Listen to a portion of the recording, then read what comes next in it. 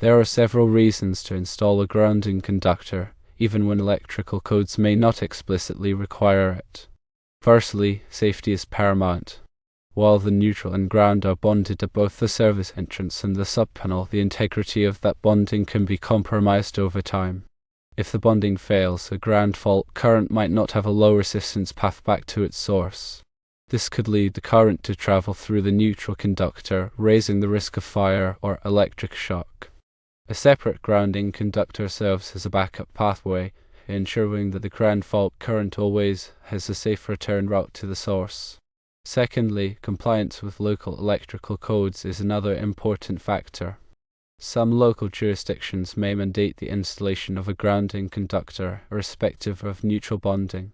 This is particularly common in areas with a higher incidence of lightning strikes or other potential electrical hazards. These local codes prioritize enhanced safety measures. Thirdly, future-proofing your electrical system is a wise decision. Even if a grounding conductor isn't currently required, future regulations may change. If the property is sold, renovated, or undergoes alterations, new owners, contractors, or inspectors might insist on the installation of a grounding conductor. Installing a grounding conductor preemptively saves time, effort, and expenses associated with later installations. The decision to install a grounding conductor ultimately depends on individual circumstances. However, it is important to weigh the potential benefits of increased safety, adherence to local codes, and future-proofing your electrical system. The National Electrical Code, or NEC, provides guidelines for safe electrical installations. Article 250 covers grounding and bonding requirements. Proper grounding and bonding are essential to minimize electrical hazards. A grounding conductor, often referred to as an equipment grounding conductor or EGC, provides a low impedance path for fault current to return to the source. This low impedance path facilitates the rapid operation of overcurrent protective devices, such as circuit breakers or fuses, which quickly interrupt the circuit in the event of a fault. The size of the grounding conductor is determined by the size of the ungrounded conductors in the circuit. Table 250.122 in the NEC provides guidance on the minimum size of equipment grounding conductors for various circuit sizes. The grounding electrode system connects the electrical system to the earth, providing a reference point for voltage and helping to stabilize the system. Grounding electrodes can include ground rods, ground plates, metal underground water pipes, and concrete encased electrodes. The NEC specifies requirements for the installation and connection of grounding electrodes. Bonding ensures that all metallic parts of the electrical system are electrically connected, creating a low impedance path for fault current. This helps to prevent voltage differences between metallic parts, reducing the risk of electric shock. Bonding jumpers are used to connect metallic parts such as metal enclosures, raceways, and equipment frames. The NEC provides requirements for the size and installation of bonding jumpers.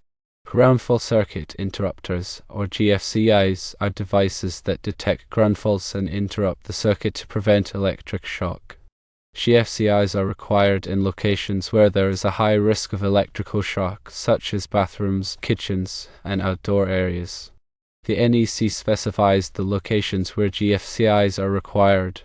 Arc fault circuit interrupters, or RFCIs, are devices that detect arc faults and interrupt the circuit to prevent electrical fires. Arc faults are dangerous electrical discharges that can occur when insulation is damaged or when connections are loose. RFCIs are required in many branch circuits and dwelling units. The NEC specifies the circuits where RFCIs are required. Surge protective devices, or SPDs, protect electrical equipment from voltage surges caused by lightning, utility switching, and other events. SPD divert surge current to ground, preventing it from damaging sensitive electronic equipment. The NEC provides requirements for the installation of SPD. When evaluating whether to install a grounding conductor, even if not strictly required by code, consider the specific conditions of your installation, including the potential for corrosion, mechanical damage, and other factors that could compromise the integrity of the neutral conductor. Consult with a qualified electrician to determine the best course of action for your situation. The electrician can assess the specific risks and provide recommendations based on their knowledge and experience.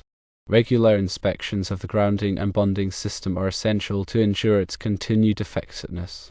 Inspection should be performed by a qualified electrician. During an inspection, the electrician will check the condition of the grounding electrodes, bonding jumpers, and other components of the system. Any damaged or deteriorated component should be replaced promptly. Proper grounding and bonding are crucial for electrical safety.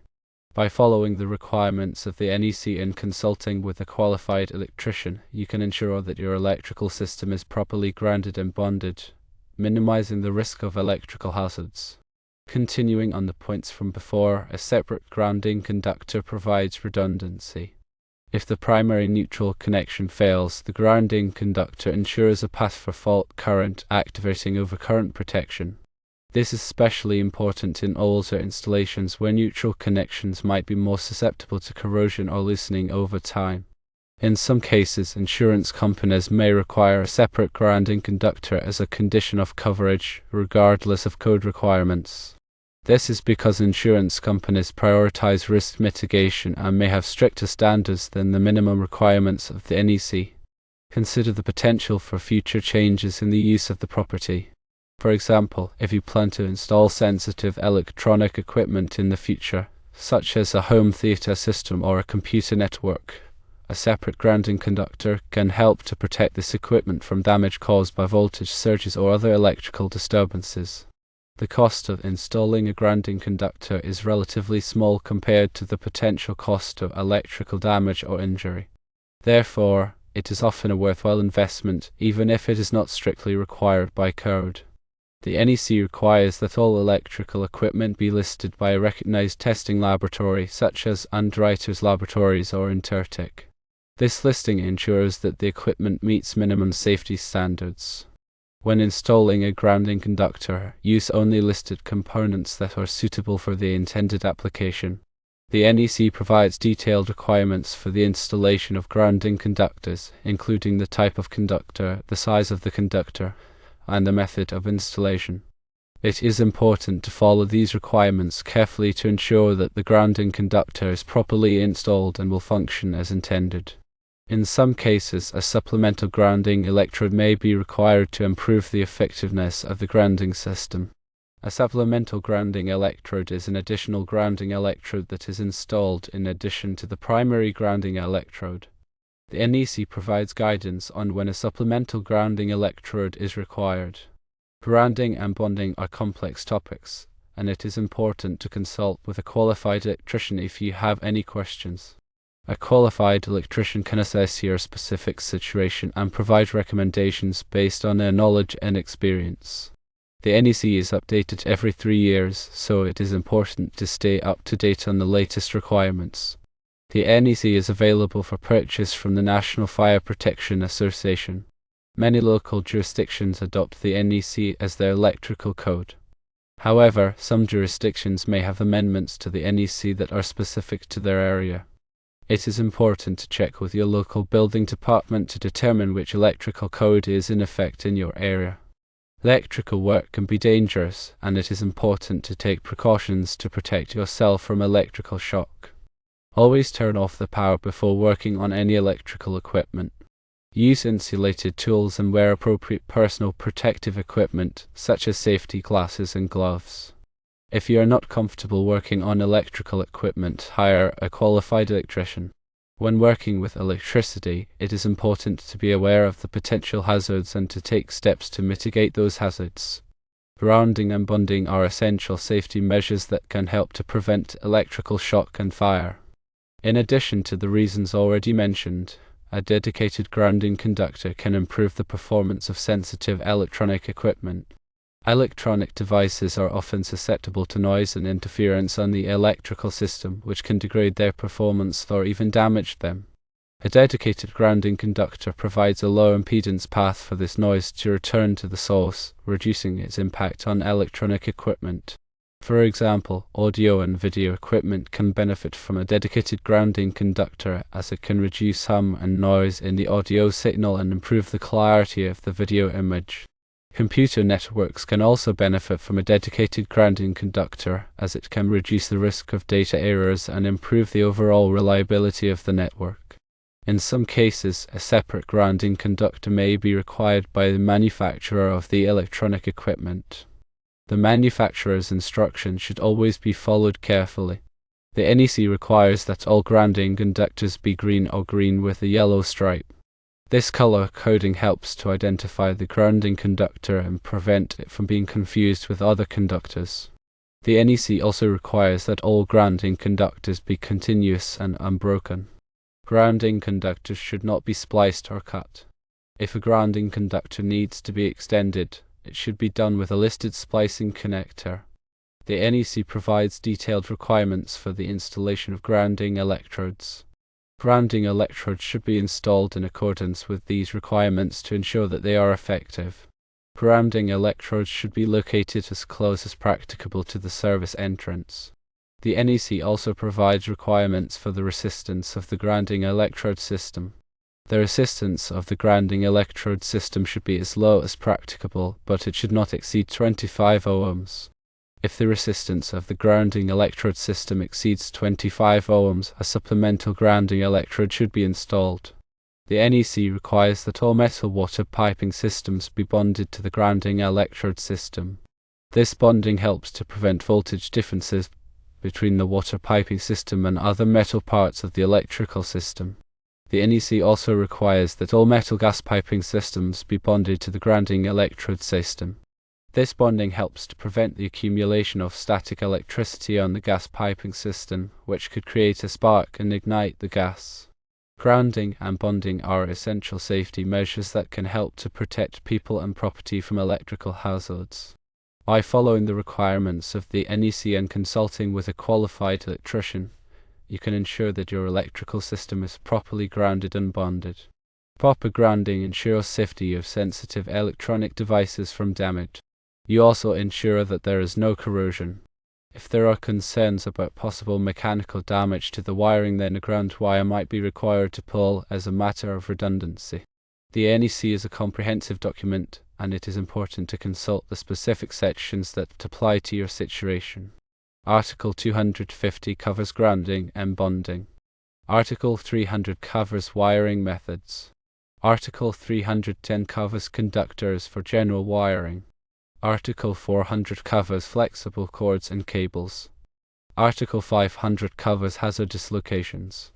Article 600 covers electric signs and outline lighting. Article 700 covers emergency systems. Article 800 covers communications systems.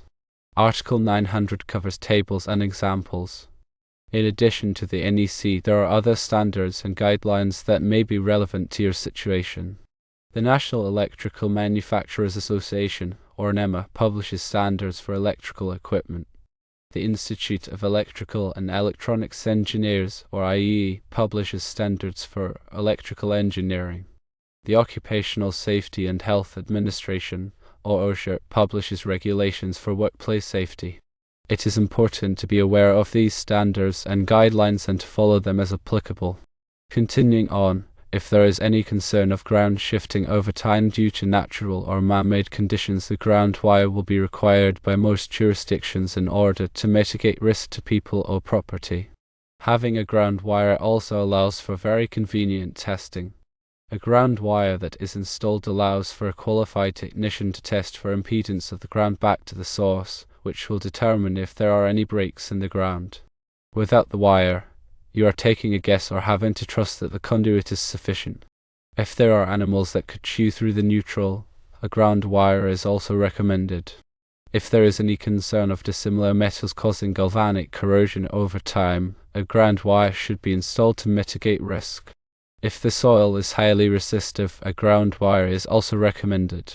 Remember to properly bond any metallic components to the grounding system. Do not rely solely on the neutral conductor for fault current return. This is especially important in older electrical systems where the neutral conductor may be undersized or damaged. Ensure that all grounding connections are tight and corrosion-free. Use appropriate grounding connectors and hardware. Visually inspect the grounding system regularly for any signs of damage or deterioration. Test the grounding system periodically to verify its effectiveness. If you are unsure about any aspect of grounding and bonding, consult with a qualified electrician. And never assume that the neutral conductor is an adequate replacement for a grounding conductor. The NEC specifies the minimum size requirements for grounding conductor space and the size of the overcurrent protected device protecting the circuit. Use the correct size grounding conductor for the circuit to ensure adequate fault current carrying capacity. When running grounding conductors through metal enclosures or raceways, bond the enclosure or raceway to the grounding conductor at each end to maintain electrical continuity. Do not use the metal enclosure or raceway as the sole grounding conductor. Consider using insulated grounding conductors, especially in corrosive environments, to protect the conductor from deterioration. Clearly label all grounding conductors and grounding connections to facilitate future maintenance and troubleshooting. Keep accurate records of all grounding system installations and tests. These records can be helpful for future inspections and maintenance. Train personnel on proper grounding and bonding practices to ensure that the system is properly maintained. Stay up to date on the latest changes to the NEC and other relevant standards and guidelines. Attend training courses and seminars to improve your knowledge of grounding and bonding. Remember that grounding and bonding are critical for electrical safety. By following proper grounding and bonding practices, you can help to protect people and property from electrical hazards. If the neutral conductor is carrying excessive current due to imbalanced loads, it can increase the risk of voltage drop and overheating. A separate grounding conductor can help to mitigate these risks. In some cases, a separate grounding conductor may be required by the utility company. Check with your local utility company for their specific requirements. When installing a grounding conductor, use a continuous length of conductor without any splices or joints. If a splice is unavoidable, use a listed splicing connector that is specifically designed for grounding conductors.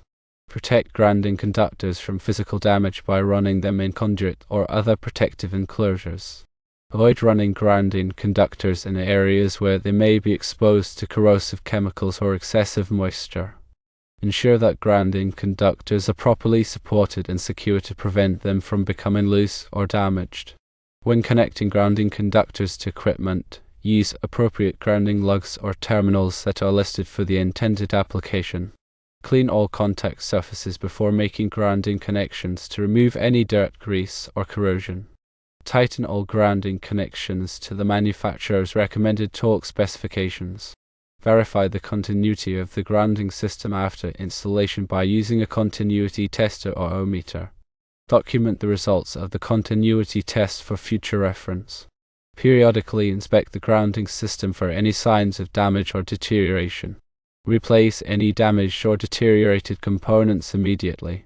If you are working on an existing electrical system, identify and verify the grounding conductors before beginning any work. Use a voltage tester to confirm that the grounding conductors are de-energized. Remember that grounding and bonding are complex topics, and it is important to consult with a qualified electrician if you have any questions.